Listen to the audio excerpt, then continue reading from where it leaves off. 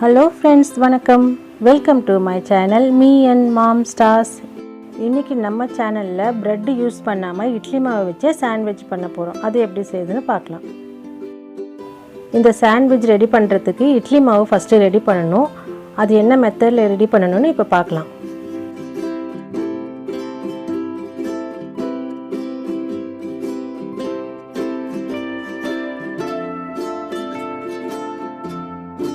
இட்லி மாவு ரெடி பண்ண போறோம். அதுக்கு நான் ஒரு டம்ளர் எடுத்துக்கிறேன்.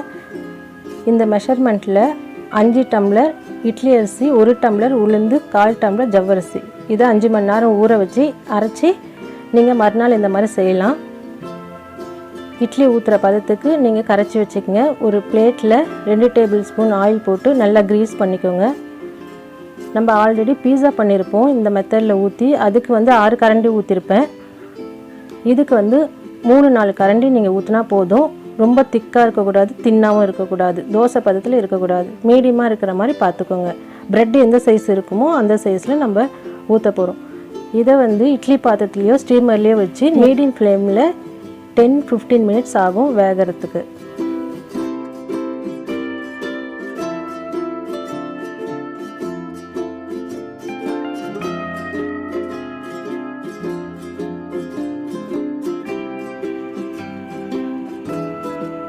இப்போ 10 நிமிஷம் ஆச்சு எனக்கு. இது நல்லா வெந்துடுச்சு.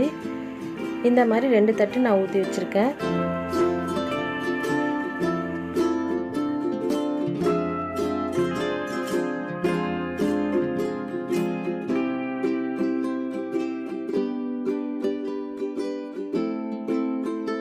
இப்போ இந்த மாதிரி தட்டிலேருந்து எடுத்துட்டு 2 செட்டையும் நான் இப்போ ஒரு பிரெட் ஷேப்புக்கு நான் கட் பண்ண போகிறேன்.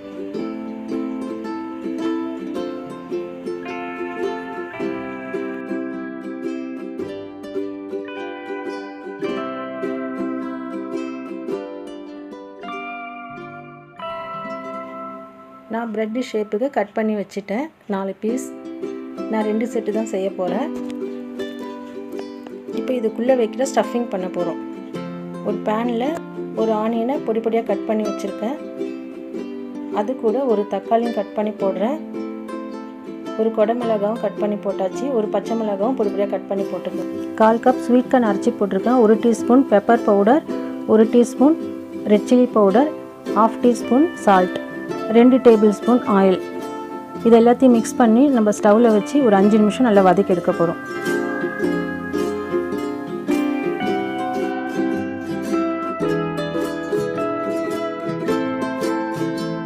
ரெடி பண்ணி வச்சுக்கிற இந்த ஸ்லேஸில் 1 டீஸ்பூன் டொமேட்டோ சாஸ் போட்டு நல்லா ஸ்ப்ரெட் பண்ணிவிடுங்க.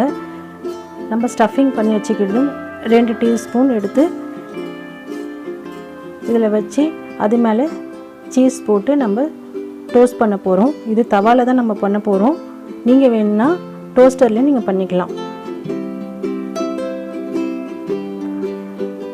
சீஸ் எவ்வளோ தேவையோ நீங்கள் அவ்வளோ யூஸ் பண்ணிக்கோங்க.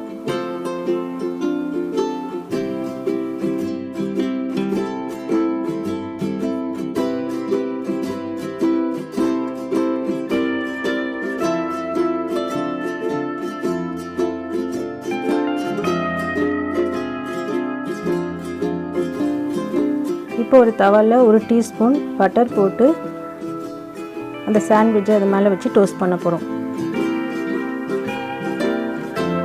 இந்த மாதிரி ஒரு 1 மினிட் இருக்கணும். மேலேயும் 1 டீஸ்பூன் பட்டர் அப்ளை பண்ணியிருக்கேன். இப்போ இதை 2 சைடும் நல்லா திருப்பி போட்டு நம்ம டோஸ்ட் பண்ண போகிறோம். இது நல்லா கோல்டன் ப்ரௌன் வர வரைக்கும் நீங்கள் டோஸ்ட் பண்ணணும்.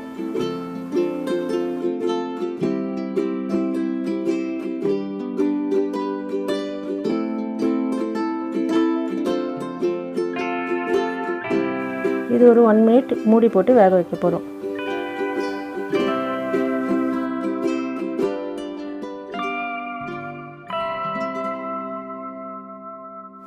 இப்போ சாண்ட்விச் சூப்பராக ரெடி ஆகிடுச்சு. அடுத்த செட்டும் நம்ம போட்டு எடுக்க போகிறோம்.